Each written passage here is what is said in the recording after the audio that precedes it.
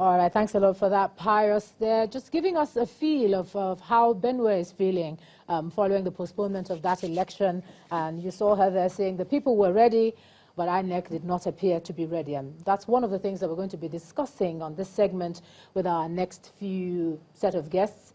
To my immediate left, I have with me the presidential candidate of the Liberation Movement, Dr. Chris David.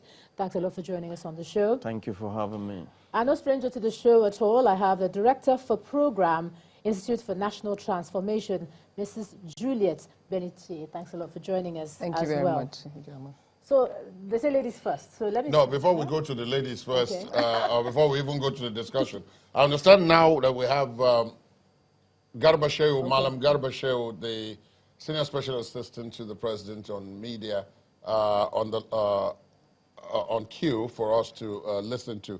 So here goes.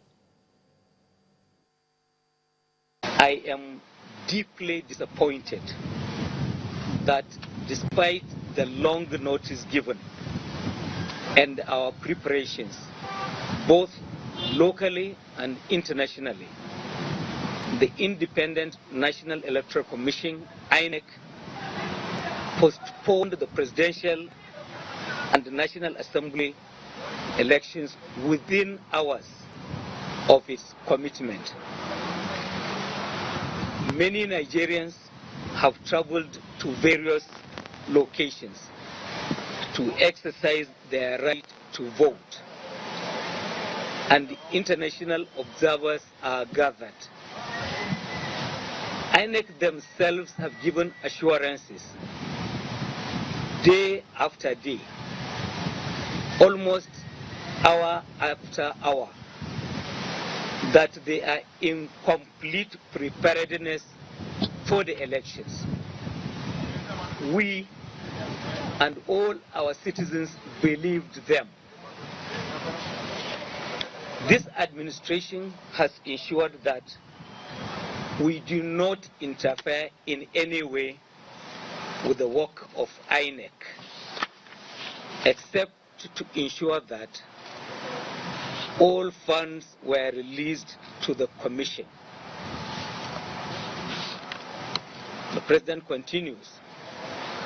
We now urge INEC to ensure not only that materials already distributed are safe and do not get into wrong hands, but that everything is done to avoid the lapses that resulted in this unfortunate postponement and ensure a free and fair election on the rescheduled date. President says, while I affirm my strong commitment to the independence, neutrality of the electoral empire, and the sanctity of the electoral process and ballot, I urge all political stakeholders and Nigerians to continue to rally around INEC at this trying national moment in our democratic journey. The President says, I therefore appeal to all Nigerians to refrain from all civil disorder and remain peaceful, patriotic, and united to ensure that no force or conspiracy derailed our democratic development. The President concludes by saying, I have decided to move back to Abuja to ensure that the 1400 hours meeting called by INEC and stakeholders is successful. Daura, February 6, 2019. Signed, Muhammadu Buhari, President, Federal Republic of Nigeria. Senior Special Assistant to the President there on Media there. telling us that the president does not want anything to derail the country's democratic development.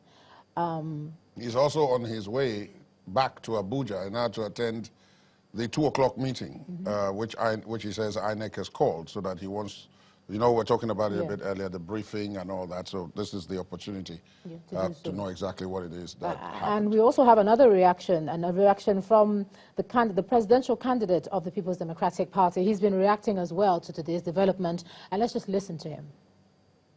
You don't postpone elections, you know, a few hours to the elections. So what's the next step now? What's your initial... Well, as you can see, I'm getting ready to go to Abuja because there is an emergency meeting of the PDP. So we will meet and then decide on our reaction to that. As long as they are secured and they are in the right, places, there is no cause for alarm. I'm appealing to Nigerians to please come out and vote, and I'm asking them to be patient about it. Okay, so 2 reactions there. One, the president going off to Abuja for the stakeholders meeting, and then the PDP presidential candidate off for a meeting, an emergency meeting as well. And we hope to hear what the outcome of those meetings will be. Now, I was about to come to you. Yes, you were about to say ladies first. Yes, we've had a lot of reactions since the announcement came out this morning. How did you feel? Well, I woke up with a little bit of concern, but not totally shocked, but concern. And it just also reinforced what we say in the Institute, that we have leadership gap issue. We have to understand that we have a topic called facing the brutal facts of your current reality. One of the current reality as a nation is that we are still a third world nation. One of the current realities is that our institutions are weak. One of the current realities is that our infrastructure is also weak. Because when you talk about the demographic issues of Nigeria was not considered, because you're talking about logistic issues. Where you needed helicopters to places like the northern regions that are vast in its territory, you should have make sure it was ready prior to this hour. Where you needed to go into the Niger Delta with the terrain of the waterways, you should be ready with all that you require. INES should have had its own list. I was having a background talk and I was asking, does INEC even have a think tank? Do they have people who are thinking beyond the daily operations and the confusion within whatever is happening within the country? We recognize that it's difficult to do a lot of things in Nigeria, but INEC had enough time. And she should have allowed the citizen, 24 hours before the time of 48 hours was even bad enough. But few hours into the elections, it's just crazy. The opportunity cost, the amount of money, the human stress on people. There's so much that has happened. So I woke up with a great concern because I was wondering, I kept wondering for the first few hours, whether there was another part of the news I didn't get, whether an earthquake took place in Abuja or some confusion somewhere, and they say, oh, logistic. I said, please. But did you at the Institute, did you see it coming? Did you, from the preparations that were on ground? Because, up to yesterday, all the INEC national commissioners were saying, we're ready, we're going ahead. Even when the rumors of, oh, this might be postponed came out, there was like nothing of the sort. And then from nowhere. So we expected that this particular election will have its irregularities and a lot of challenges. We knew as an institute because the leadership issue was already there as a nation. The institutional issues were already there for INEC. Prior to now, we were discussing the last time about the issues of security and who submits to what, and the whole constitutional framework that gives INEC its power. And where does its power, where is the limit, where does this power extend to? Who submits to INEC?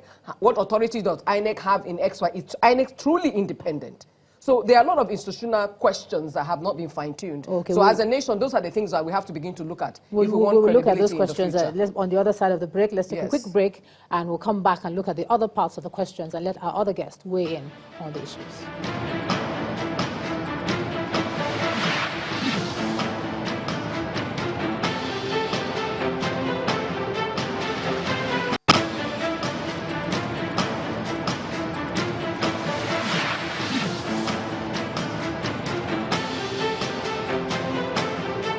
As we keep you updated on all things regarding the elections until they come and go. But before I go any further, let's pop over and check in with our correspondent, Lanre Lasisi. He's in Yola, the Adamawa state capital. Lanre, how is it where you are? Well, it's after news broke.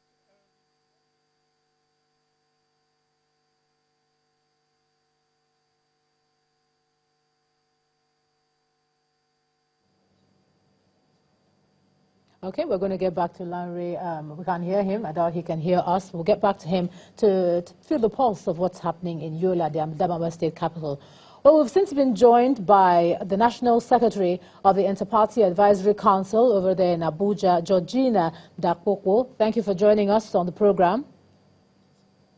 Okay, we'll see her shortly. But let's move on to the point you were trying to make before we got to the break. Just conclude that point. Well, I was saying that we have an institutional issue. I mean, the Institute for National Transformation, we recognize that the Global Competitive Index said there are 12 pillars to building a nation successfully. And the first 3 pillars, which has to do with where we're having problems. Just a minute. I understand that we have Lanre back there over in Yola, Adamawa. Lanre?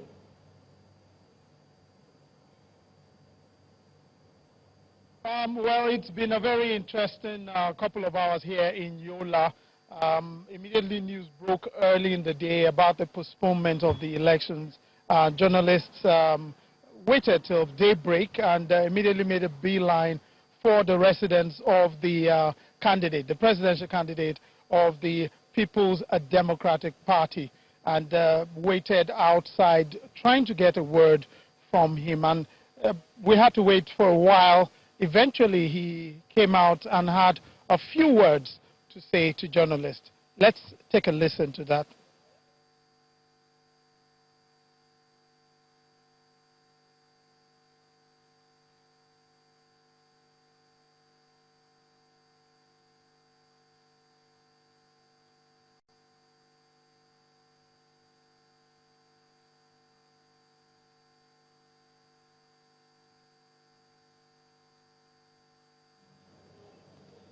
Okay, we seem to be having a bit of difficulty getting through to what Lanre was talking about. We will try again. Sometimes that's how, the way it goes. So, again, just try and conclude your point for us.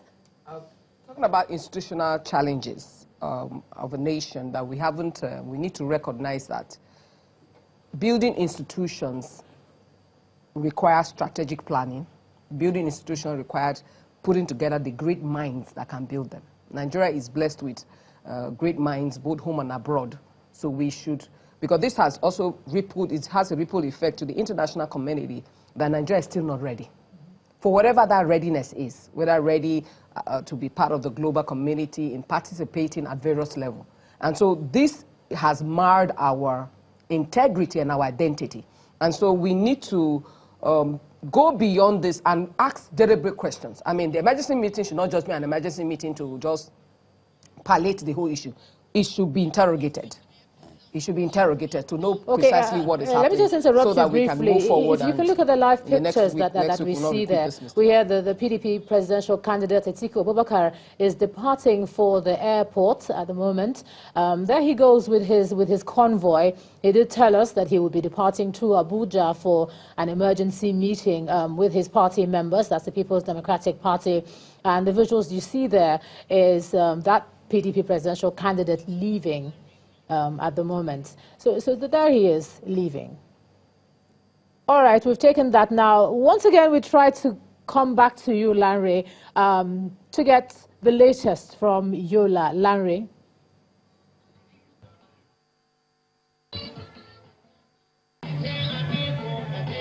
Okay, so right now we can see we can see the candidate, the presidential candidate, making his way to the airport.